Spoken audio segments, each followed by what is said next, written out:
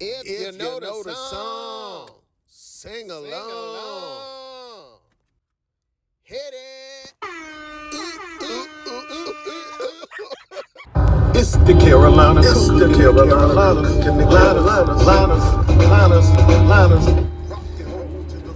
What's up, everybody?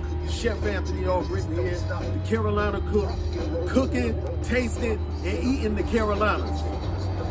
2A food attainment in the building. In this episode, I'll be cooking up something that I haven't cooked in a while, and I'm going to serve it up with 2 sides. So in this episode, I will be cooking up some a loaf of meat, which is meatloaf, mashed potatoes with gravy, and fried collard greens. Let's go, chef.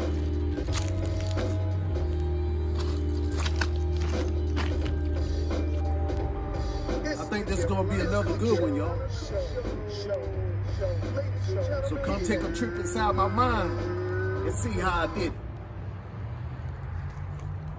Let's go, chef.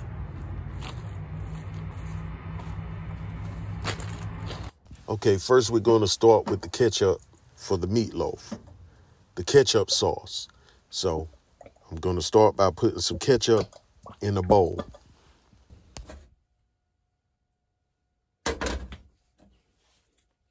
Now, to season this ketchup sauce, I'm going to add some ground mustard. You got to be careful with this ground mustard because ground mustard is pretty spicy. Now, a little something for your sweet toothers. I'm going to add some brown sugar to this mixture. Y'all, a lot of times I don't really have nothing playing out when it comes to seasoning. I just grab what I see. So I'm adding some Greek seasoning to it right now. Whatever seasonings you want to use, go ahead and use that. It's all about the taste you going for. My taste may not be your taste. See that seasoning on top? I'm going to go ahead and whisk it away. And as I'm whisking, what I'm going to do is taste it to see if I need to add more seasonings. It's like I be saying, start small, taste as you go, and season as you go. Now, once I got the taste where I want it to be, I'm going to go ahead and sit that to the side, put it on reserve. Now, some people use the Italian breadcrumbs and all of that type of stuff. That's fine and dandy. But if you're going to make a meatloaf, you need to use a loaf of bread. All right. So I'm going to add about 5 slices of bread to a bowl. Then I'm going to go ahead and pour about a cup of milk onto the bread and let that bread soak that milk up.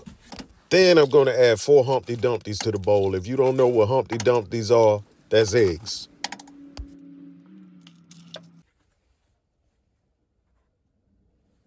Then I'm going to add about 2 ounces of ground beef to the bread, egg, and milk mixture.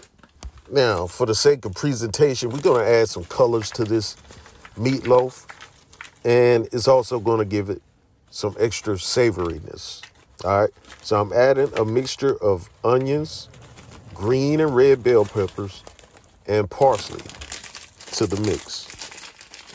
See, that's going to give you some nice colors when you cut off into the meatloaf.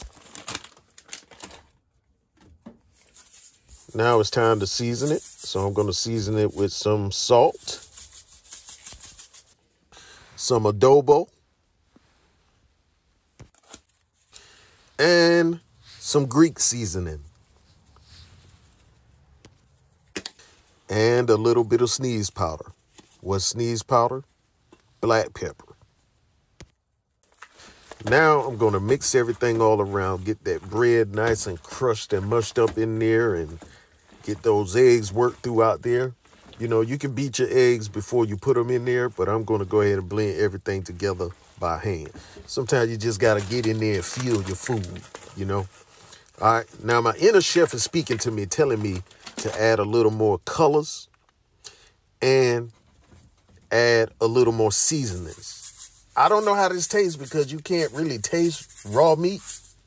I've seen people do it, but they take a big chance when they do that. So I'm just going to rely on my inner chef. My inner chef is speaking, telling me to add a little more. All right, y'all. And just when you thought I was through, I'm going to add an Italian 5-cheese blend to this meatloaf mixture. I'm going to add a generous amount because when it comes to cheese, I like it cheesy. These are my pipes, so I can clog them if I want to. All right, then you want to just mix that cheese throughout the meat mixture. My ground beef got a little mushy throughout this processing, so what I'm going to do to firm it back up and get it ready to be shaped up is to put it in the freezer for a couple minutes. Okay, so while the beef is firming in the freezer, I'm going to go ahead and prepare my ingredients for my fried collard greens. All right, down south, we either put fat back bacon or ham hocks or pigtails or something in our greens and our beans and things of that nature. But since I no longer eat pork, I'm going to be using smoked turkey wings, okay? Now, smoked turkey wings are kind of tough, as you can see.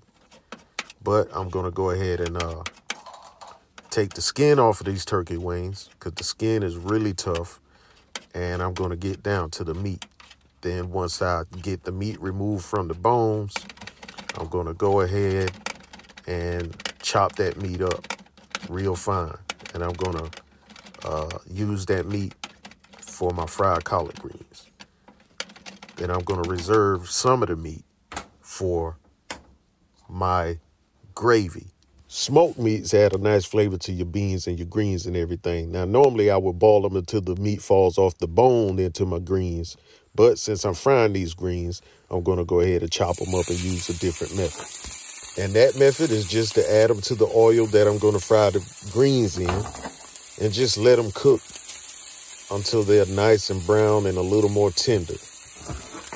Now, once I get that turkey broken down a little more tender and a little more browned, I'm going to go ahead and add a package of frozen greens to that oil and turkey meat. Now, once I have everything mixed, I'm going to go ahead and start adding my seasonings. All right, I'm going to hit it with some soul food seasoning. If you don't know collard greens are soul food, you must have been living under a rock along with Patrick from SpongeBob. All right, now I'm going to hit it with a little bit of salt. Then I'm going to hit it with a little bit of adobo. All right. Then we're going to throw a little dash of that sneeze powder in there. All right, black pepper. Okay. Now, I try not to over-season my food or overcomplicate my food because at one point in time I was heavy on all types of different seasoning blends. But you want to try to kind of keep it simple because the goal of seasoning is just to enhance the flavor of the food as well as add, you know, some other little flavors in there, but you don't want to overpower your food with the seasoning, okay? It's to help the food out, not to overpower. So down south, we heavy on the seasoning, but you don't want too much seasoning and you don't want not enough seasoning. So you just got to know how to have the right touch when it comes to seasoning your food. That's law. That's just the unwritten law of soul food. I got the heat on these greens right now, a pretty good little moderate heat just to get them going. Then I'm going to cover them up, bring the heat to a low simmer, and just let them cook low and slow. And periodically, you want to check and add more oil and stuff like that as needed. Y'all, I couldn't find my oven pan, you know, like the bacon wrap that you put the meat on top of, let it cook, and as it cooks, the grease falls through the slot into the pan. I couldn't find it, so I got to do like my elementary school science teacher used to tell us. Son, you have to improvise. All right, so what I did was put some foil in some bread pans and poke some holes in that foil with a fork. Then I formed my meatloaf, put it in there, and as the meatloaf's cooked, as the meatloaf bakes, the oil is going to fall through the slots, fall through the fork holes. Then, periodically, I can drain them. All right, these are the fork holes that I'm talking about. All right, I'm not using a conventional oven, so I didn't make one big loaf. I made 2 small loaves to accommodate the size of the small oven that I'll be using. All right, so I'm going to place these loaves in an oven that was preheated to 350 degrees. And I'm pretty much going to let this meatloaf bake for 45 minutes. The cooking time, of course, depends on the size of your meatloaf. Okay, y'all, it's been around 45 minutes. You can see the grease here that I drained off of the meat during the cooking process. Now, we're going to go ahead and go into the next step. The next step simply consists of spooning or brushing your ketchup mixture onto the meatloaf. So I'm just applying a generous amount to the meatloaf. Then we're going to put it back in the oven for 10 more minutes and let that cook in there. And there you have it. The sauce has cooked onto the meat. Now it's time to go ahead and fix a plate. Nothing else left to do but that. All right, I'm done whipping it up. Look at that nice, tender, juicy meatloaf. Okay? You want your meatloaf to retain its moisture. Now, while everything else was cooking, y'all, I cooked up some nice, cheesy garlic and herb mashed potato on the side and a nice pan gravy with the turkey meat in it. And that's the fried collard greens with the turkey meat in it as well. And there you go, y'all. Good old Southern playalistic soul food. Once you get on it, you can't get off it. I done messed around and made a complete Sunday dinner. But y'all, I just want y'all to know that everything was on point. The gravy, the greens, the mashed potatoes, meatloaf, all of the flavors married together perfectly. Nice, savory, succulent, all of that. And then some.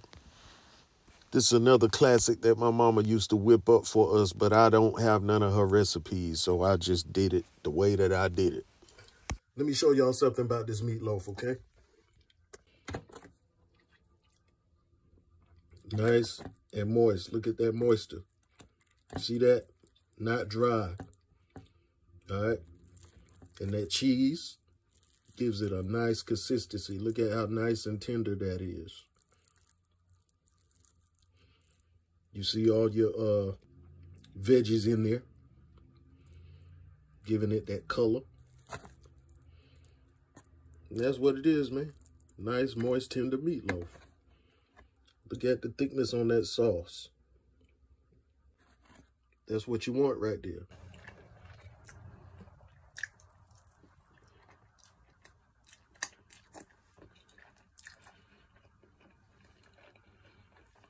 Y'all just remember, a lot of people look for fans instead of friends. Friends are more important. And friendship is a strong bond, even stronger than family, because some family ain't even your friend. When all else fails,